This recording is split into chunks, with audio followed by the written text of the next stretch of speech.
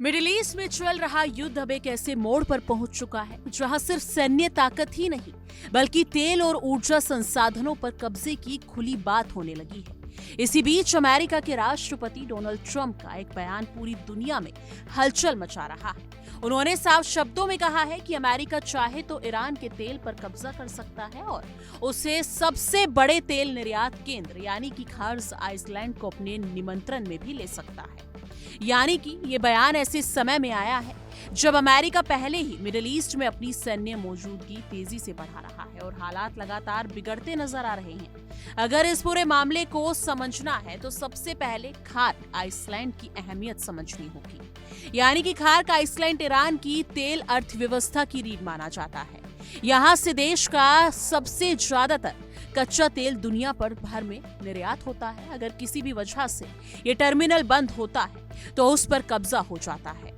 या तो ईरान की आर्थिक कमर टूट सकती है, इतना ही नहीं वैश्विक तेल बाजार में भी जबरदस्त उथल-पुथल मच सकती है क्योंकि सप्लाई चेन सीधे प्रभावित होगी। यही वजह है कि इस छोटे से द्वीप का महत्व पूरे युद्ध के समीकरण को बदल सकता है। डोनाल्ड ट्रंप ने अपने इंटरव्यू में जिस तरह से ईरान का तेल लेने की बात कही वो सिर्फ एक बयान नहीं बल्कि एक रणनीतिक सोच की भी झलक है।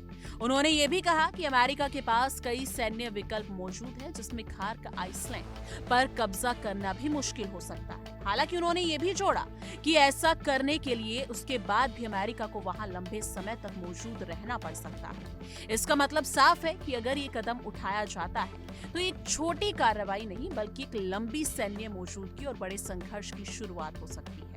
इसी के साथ अमेरिका ने जमीनी स्तर पर भी अपनी तैयारियां तेज कर दी हैं।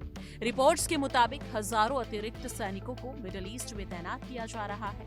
इनमें 82 एयरबोर्न डिवीजन के सैनिक और मरीन फोर्स शामिल है जो खासकर यानी कि अगर देखा जाए तो खास तौर पर किसी इलाके पर कब्जा करने और उसे नियंत्रित रखने के लिए जाने जाते हैं। लगभग 10,000 सैनिकों की तैनाती की बात सामने आ रही है जो ये संकेत देती है कि अमेरिका सिर्फ बयानबाजी तक नहीं रहा बल्कि संभावित सैन्य कार्रवाई के लिए पूरी तैयारी कर रहा है। इस पूरे घटनाक्रम का असर अब वैश्विक बाजारों पर भी साफ दिखने लगा है। तेल की कीमतों में जबरदस्त उछाल आया है और ब्रेंट क्रूड $116 प्रति बैरल के पार पहुंच चुका है। पिछले कुछ हफ्तों में कीमतों में 50% से ज्यादा की बढ़ोतरी हुई है। अगर हालात और बिगड़ते हैं या खार्क आइलैंड पर कोई हमला होता है तो ये कीमतें और भी ऊपर जा सकती हैं। इसका सीधा असर भारत जैसे देशों पर पड़ेगा जहां तेल आयात पर भारी निर्भरता है। महंगाई बढ़ेगी, ट्रांसपोर्ट महंगा होगा और आम लोगों की जेब पर सीधा बोझ पड़ेगा।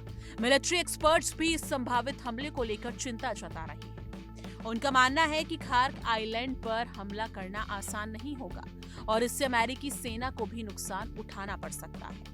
इसके अलावा ये कदम युद्ध को और लंबा खींच सकता है और क्षेत्र में अस्थिरता बढ़ा सकता है। सबसे बड़ा खतरा ये है कि इससे दुनिया के सबसे महत्वपूर्ण तेल मार्गों में से एक पर संकट गहरा सकता है जिससे पूरी वैश्विक ऊर्जा व्यवस्था प्रभावित हो सकती है। स्थिति को और भी जटिल बनाता है युद्ध का लगातार फैलता दायरा।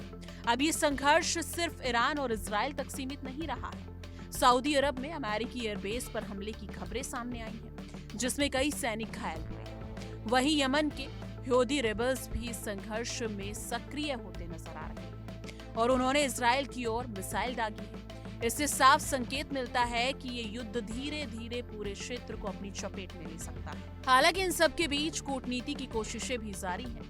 डोनाल्ड ट्रंप का कहना है कि पाकिस्तान के जरिए ईरान को ये तय करने का समय भी दी है कि वो समझौते पर पहुंचे, नहीं तो अमेरिका उसके ऊर्जा ढांचे पर हमला कर सकता है। इसके साथ ही उन्होंने ये भी दावा किया है कि ईरान ने पाकिस्तान के झंडे वाले जहाजों को स्ट्रेट ऑफ हॉर्मुज से सुरक्षित गुजरने की अनुमति दी है जो एक तरह का सकारात्मक संकेत माना जा सकता है। इसी बीच ट्रंप ने ईरान की आंतरिक स्थिति को लेकर भी बड़ा दावा किया है। उनका कहना है कि वहां रेजिम चेंज हो चुका है और अब जो लोग सत्ता में हैं वो पहले से अलग और ज्यादा प्रोफेशनल हैं। उन्होंने मोस्तफा खामनेई को लेकर भी दावा किया है कि उनकी स्थिति गंभीर है या शायद उनकी मौत हो चुकी है। हालांकि इन दावों की आधिकारिक पुष्टि नहीं हुई है लेकिन ऐसे बयानों से ये जरूर साफ होता है कि स्थिति कितनी संवेदनशील और अनिश्चित बनी हुई है। यानी कि कुल मिलाकर मिडिल ईस्ट का ये संकट अब सिर्फ एक क्षेत्रीय संघर्ष नहीं रह गया, बल्कि इसका असर पूरी दुनिया पर पड़ने वाला है। अगर अमेरिका खार्ग आइलैंड पर कब्जा करने जैसा कदम उठाता है तो ये न सिर्फ युद्ध को और भड़का सकता है, बल्कि वैश्विक अर्थव्यवस्था को भी झटका दे सकता है। ऐसे में अब पूरी दुनिया की नजर इस बात पर टिकी है कि आने वाले दिनों में कूटनीति कामयाब होती है या फिर युद्ध और खतरनाक स्तर पर पहुंच सकता है। इस पर आपकी क्या कुछ राय है? कमेंट सेक्शन में अपनी राय जरूर साझा कीजिएगा। देखिए इंडिया डेली 24/7 अब आपके स्मार्ट टीवी पर। इंडिया डेली मौजूद है सभी डिजिटल प्लेटफॉर्म पर लाइव और लगातार। इंडिया डेली 24/7 हर दिन राष्ट्र को समर्पित।